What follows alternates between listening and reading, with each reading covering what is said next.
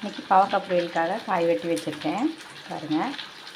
நம்ம எலசான காய்கள் வாங்கும்போது இந்த மாதிரி நைஸாக வெட்ட முடியும், அதில் விதை இருக்காது.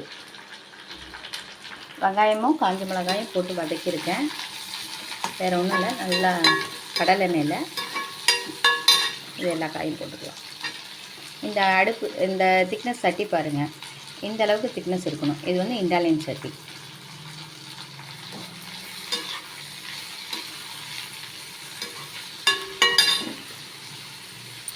அந்த ஒரு பாவக்காய் வந்து சைஸ் பாருங்கள், இந்த அளவுக்கு சின்ன காயாக பொடி காயாக எடுத்திங்கன்னா நல்லாயிருக்கும் உங்களுக்கு பொரியலுக்கு.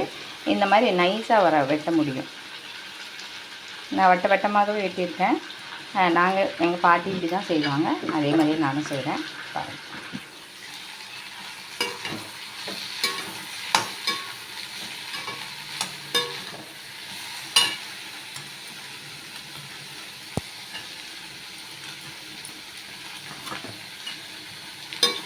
விதைகளே இருக்காது, சீக்கிரம் வதங்கிடும், சாப்பிட்ட நல்லாயிருக்கும் விதைகள் இல்லைன்னா.